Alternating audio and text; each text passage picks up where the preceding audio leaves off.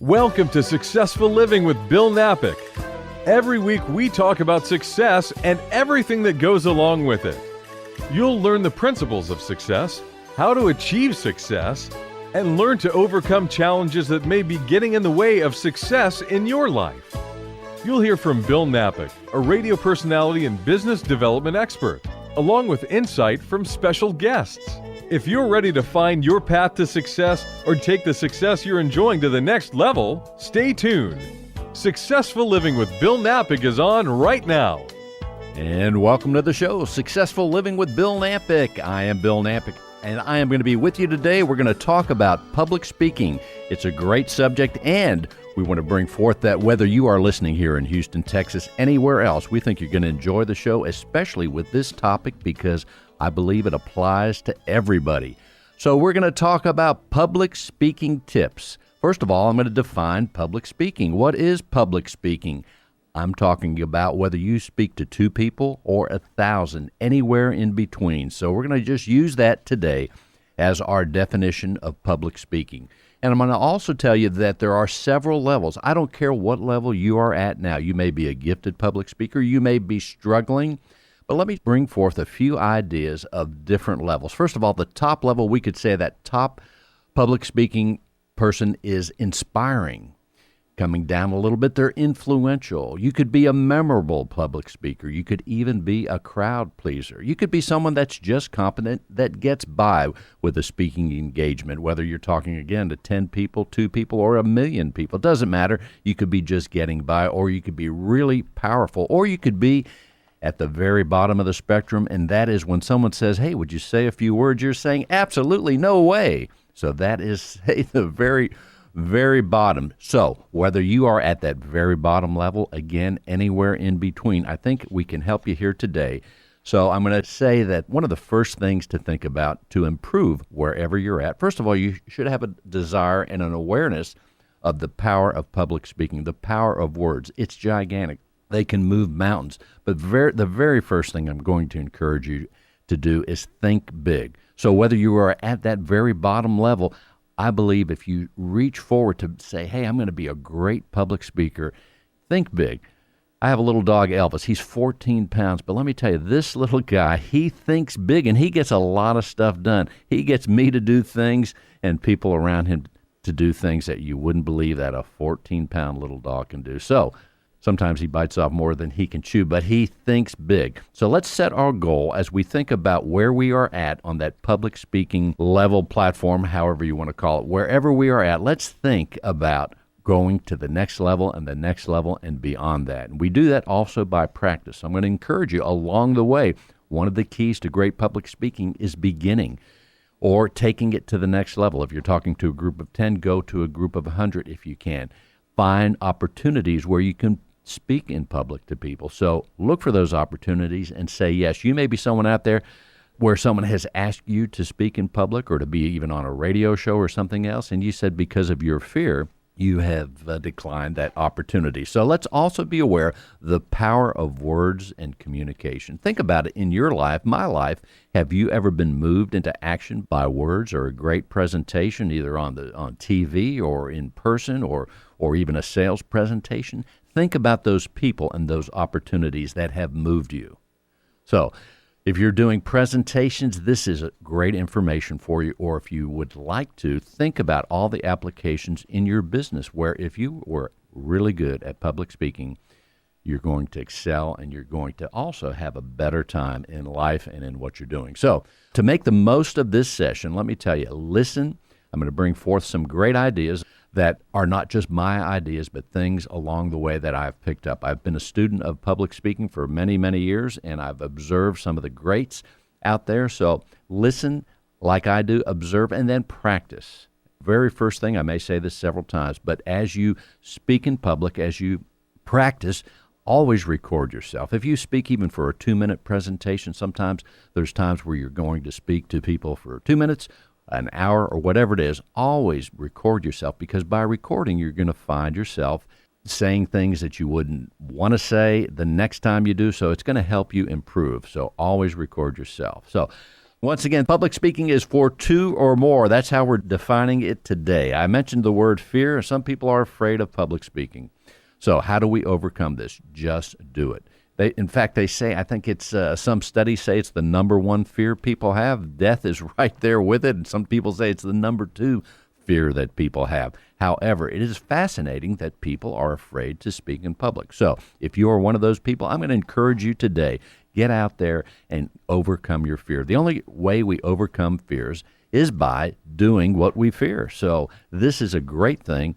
Sometimes we fear things that we should fear, but in this case, we really should not fear public speaking. And if you're a parent, grandparent, encourage the youngsters to learn how to speak in public. So today, I'm going to talk about public speaking as a recipe. There's going to be a recipe for this, and I'm going to talk about maximizing your voice, having great content, having factual content, connecting with the audience. If you're out there, I'm trying to connect with you right now.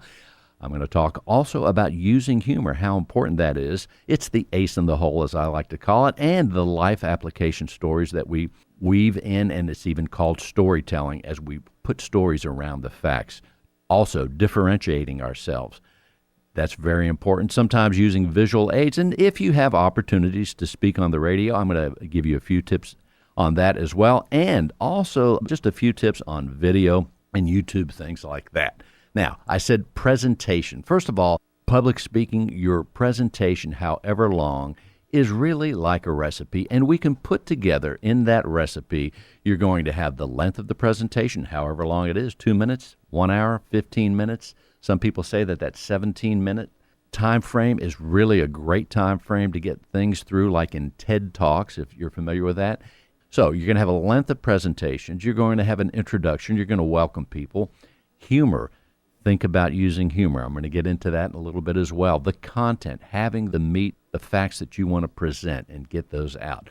Storytelling, the application, life stories. Sometimes we're going to have a call to action. We want to tell people if it's a sales presentation, we want to call them to action. And we take all these things, stir it together, a fantastic recipe for public speaking. So think about that as perhaps a recipe or one of your favorite foods, or think of it as a gumbo as we put all these ingredients in a big pot and we stir it around. One of the first things in public speaking is speaking. Your voice. How about that? Your voice. Think about your voice. I hear people that record themselves, even myself years ago.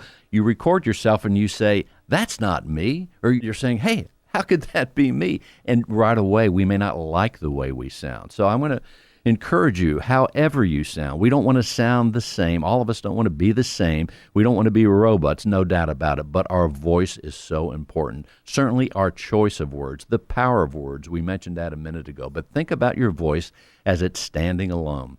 The voice has a tone. It has a rhythm. It has a pitch. People with deep voices. Oh, I have a deep voice. Oh, I have a high voice. All the pitches in between. So these are characteristic of our voices. But whatever our voices, and I say that if you've heard yourself, you can adjust it. You could fine-tune your voice to be the best that it possibly can be. Sometimes people have a nasal tone, and that could be overcome by speaking more and breathing more, just like singers do breathing exercises. The air comes up in a certain way. So those are some of the components of your voice. So breathing is so important. Enthusiasm, be excited about what you're talking about. That conveys the information in a powerful way. The speed of which we talk, the words per minute. And everybody has a different effect of words per minute. Some people talk very fast, some people don't talk fast, but sometimes it all works out for them. I will tell you in my own experience, I've done a lot of radio shows, and when I do the radio shows, early on I was listening to myself and I thought, boy, I should talk a little bit faster, because as I think about it when I talk on the radio, I'm trying to reach out to you.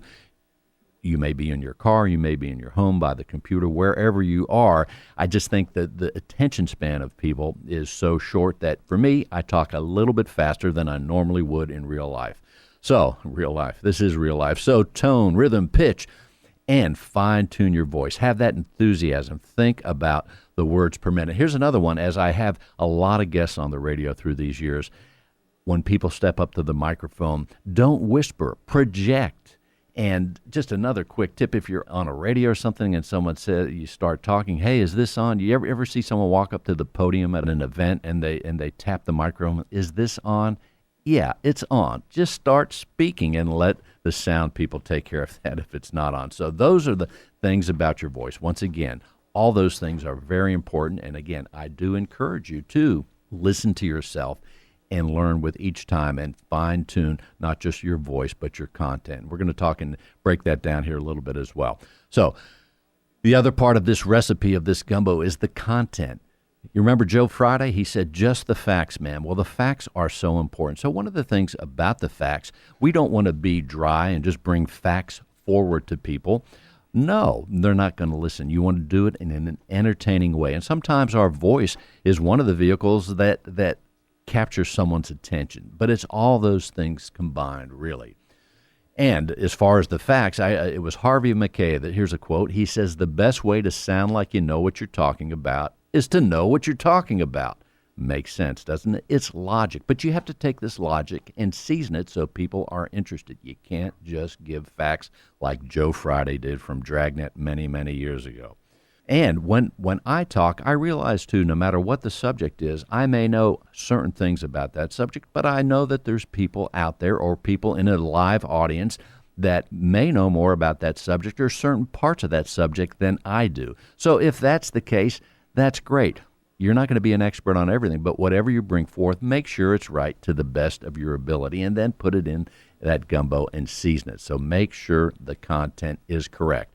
Now, as far as connecting people with the information that you offer, it's very important. As I said, it can't just be dry. It has to be memorable. In fact, it was Carmine Gallo, and he wrote a book called Talk Like Ted. It's a great book. I'd encourage you to get it. Again, Carmine Gallo, Talk Like Ted. He wrote that book. In the meantime, one of the things he said on a YouTube video is he says, emotionalize the data and put it into context that's relevant to your listener.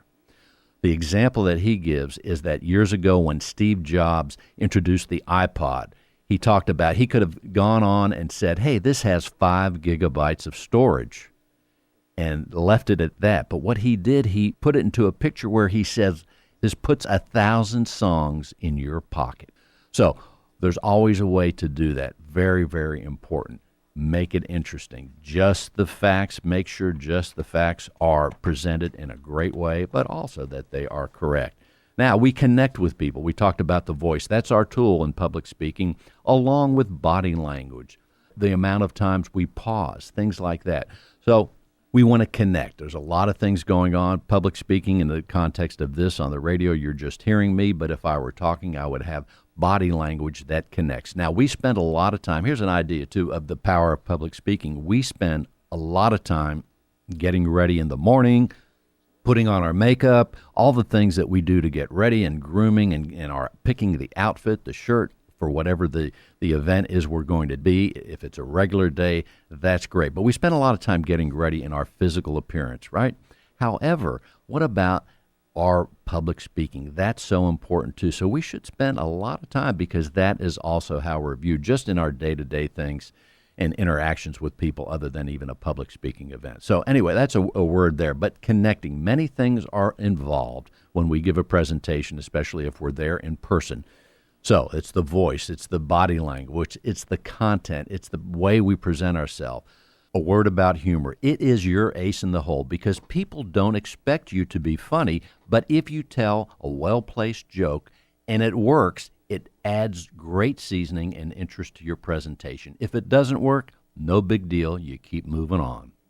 So we want to have some things. Passion. We want to be passionate about what we say. And as far as our voice, when we are talking, here's a very important thing. You could see even the most accomplished actors, actresses, when they are not reading a script, they do a lot of ahs and ums. And even someone that comes on the radio for the first time, they go, well, and of course, my favorite is, we have been in business for 25 years. We've been so popular. Our new product, that drives you crazy. The overuse of a certain word or a phrase like, you hear it all the time. So eliminate that. work on it. That is also why you record yourself in this public speaking. Ahs and ums. Sometimes even people use ahs and ums to sound like they're very thoughtful or they're very knowledgeable or yes, I'm really thinking about that. Well, you don't need to do that. So eliminate ahs and ums. Again, the overuse of phrases, but also the overuse of words. I was on a radio show where myself and the guests, we had several guests, and one of the guests started saying almost every answer was absolutely we did that, or absolutely our sales were off the chart. So it was also contagious. So the overuse of words is something to be mindful of as well. So don't overuse words. Absolutely. Oh, it's great. So be careful. And if you're using the same expression or conveying the same message, change them up a little bit. Hey, it was a great time at an excellent event instead of it's a great time at a great event. So just make it interesting for people. And I always like to bring new words out, not over someone's head or words that are too tough, but it's great to bring out new words. A couple of my favorite words that I learned a long time ago. One word is called palindrome. And I've brought that into a talk every now and then. Palindrome, that is describing a word that can be read both ways, like the name Bob. B-O-B. If you read it left to right or right to left, it still says Bob. The number 101, either way. That word is a palindrome. And it's always fun when someone walks away from your presentation, or if I walk away from a presentation where I've learned a new word that I could use. Harbinger, that's a great word too. It's a foretelling of something. So here's another thing. Differentiate yourself in your business. So first of all, by being a good public speaker, you are already differentiating yourself. No doubt about it, because the majority, like we said, there's such a majority or there's such a percentage of people that are afraid to public speak.